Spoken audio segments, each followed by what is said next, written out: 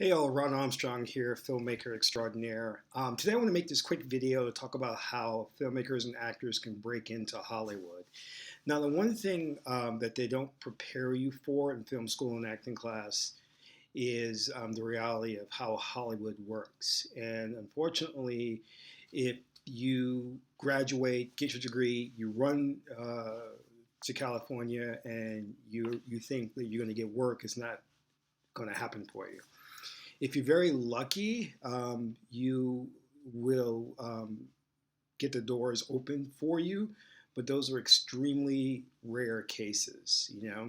In fact, it's not uncommon to go back to older films and see well-known actors, Brad Pitt, Sam Jackson, in small roles in films they did years ago, and hence the saying "pay your dues." So these actors and individuals have gone through many years of trials and tribulations before they get that one role where they broke into the industry. And the same thing goes with filmmakers. A lot of filmmakers have been out there making films and self-distributing and going to film festivals. And you're hearing about them now, but they've been in the business for a long while. You've probably heard their names on the peripheral, but these guys have been really working hard. So what I want to talk to you today about is the reality of like how this industry works. And again, this is just going to be a quick video streaming live here on YouTube. The thing that you have to keep in mind is that the decades change, and with that, you have to be aware of what works and what doesn't work for a particular decade or era, because sometimes we'll be operating off an old playbook and realize, hey, you know what, that doesn't work anymore. You know what I mean? It's like the industry doesn't operate that way. For filmmakers, it used to be, I think it was like the 90s, late 90s, where if you just made a film and it was, if it was a competent film in any way, shape, or form, and it had a really interesting subject matter, that major studios would purchase it from you and, basically give you a lump sum of money for the rights to the film, the rights to distribute it. But that is not happening too often now. It's still happening, but not as often as it did. And the reason for that is because the digital revolution has made it easy for people to make films. They make films on their phones. They make films with cheap DVR cameras.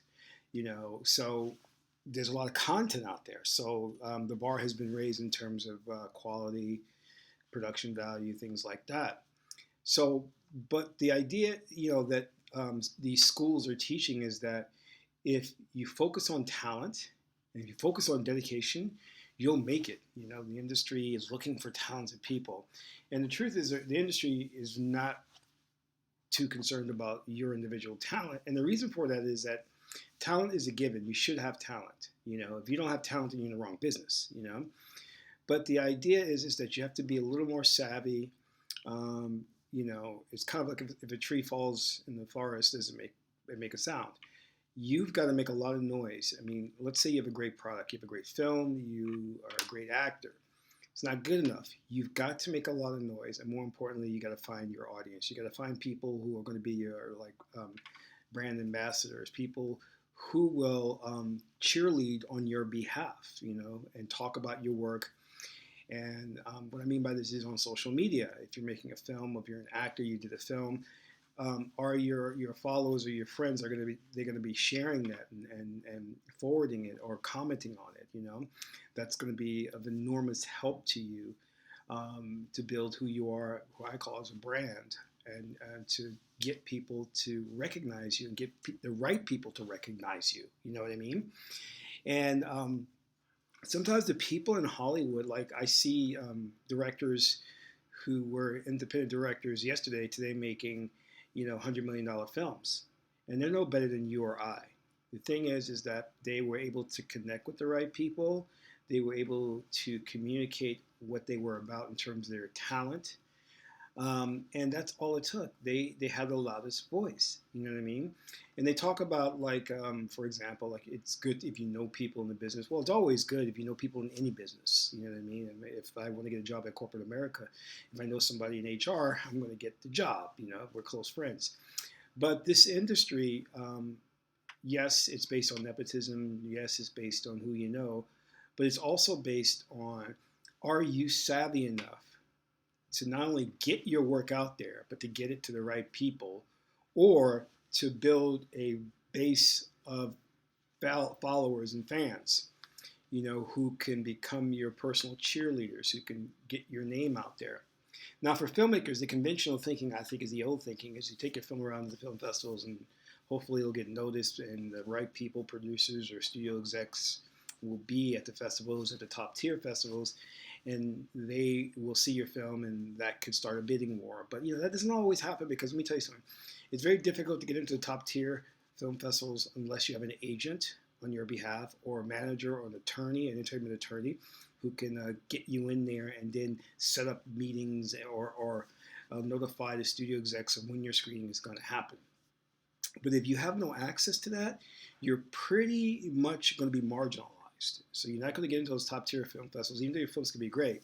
If you put it on social media like YouTube or Vimeo, it can get lost in the sea of other videos, even though yours may be interesting. The other day I saw a video. It's a short film, had over 58,000 hits, or sorry, I should say views, and it was crap. And I was like, how is this film getting so many views and it's just crap? It's because this individual filmmaker knew how to connect with his audience, or he found an audience that was able to really be what you want is influencers. These influencers will pass your work around, talk about your work, and so on and so forth. That's really key.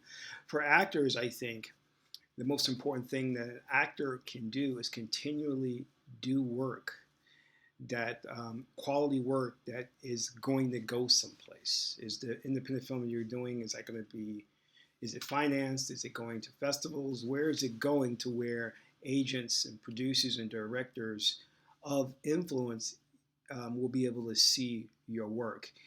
And really learning unconventional approaches to contact agents. Everybody thinks that because they're studying with the top acting coach, that coach can introduce them to an agent. But it doesn't always happen that way. So the main thing I've noticed about actors is actors are freaking lazy as all hell. They think they can sit there, go to a coffee shop, and get discovered by Steven Spielberg at a coffee shop.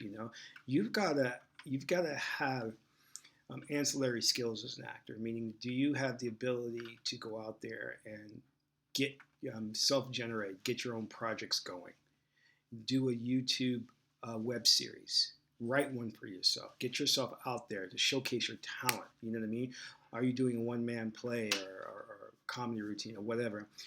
But more importantly, understanding how to network and connect with the right people. You understand what I'm saying? Because the individuals that get somewhere in this industry are hustlers. Those who know to go out there and say, I'm going to meet with this person and talk with this person and get my work to them and have them pass my work off. Now, I've also seen this in a very negative form, where I've seen filmmakers and actors who, every time I turn around, they're at some prestigious festival or event, but they're just socialites. They're not really networking, because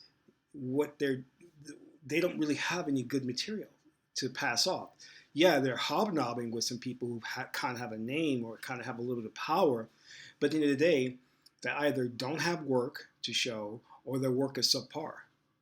So, you've got to have that combination. You got to have that savviness, the good networking ability, the ability to contact influencers, but also have a product that you're pitching, something that really is unique and interesting, and gets people's attention.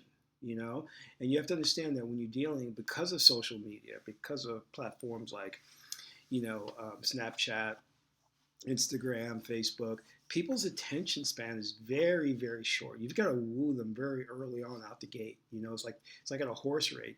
When that gate opens, the horse that jets out there is more likely going to win. So you've got to make sure that you've got a great product. You're running out of the gate. You're going full steam ahead. You're learning how to connect with the right people. And this is another thing that's more important that I've learned. You don't know who's going to be who. The secretary or administrative assistant at a small production company could be heading up Paramount Pictures next week. You don't know. So be very careful in the people you deal with, and just don't discount anybody. I can't, and I'm telling you from personal experience, there were people that I was hanging out back in the day. I'm talking about personal friends who now are working as big time power brokers in the industry. You know what I mean? And I had no idea when I was working with these individuals that they would become who they were today. You know, and I never disrespected or discounted them. But you know, our paths separated and we just went our different ways. But you know, had I known that these people would become as big as they are, I certainly would have kept more in contact with them. You know what I mean? So and I've seen too many times, especially with actors who discount people too quickly, too quickly. You know what I mean? I think filmmakers are a little more savvy about that, but I think actors need to work more on that in terms of like stop turning away from certain people because you just don't know who they will be in the future. And when I mean future, I'm not talking 5, 10 years. I'm talking the future in like 6 months from now, a year from now. That's how quickly things change in this industry. So I think I've given you a lot of good nuggets here to consider and you know work on and put into practice. And again, it's like your film school, your acting class is not going to prepare you for what you need for the industry. In fact, I wrote an article about how to break into the industry, and you know, of course, I said all the things like persistence, tenacity, you know, all of those things, networking skills. But at the end of the day, I think the most important thing is identifying the influencers, finding your audience, having something of value to bring to the table that's very unique, very different, you know. And unfortunately, the bar has been raised, so you've got to come up with something that really stands out because you're going to have to deal with people's short attention span. And again, the bar has been raised because with digital technology, you can do some really cool effects on the level of Star Wars on a very small budget. And you know, nowadays it takes a lot to woo people. So think about everything I've said. If you want to know more, subscribe to my channel. I'm going to be doing some more videos and advice to help filmmakers and actors and coach them through the process and giving them my experience and my perspective. So again, this is Filmmaker Ron K. Armstrong, and that's all for now.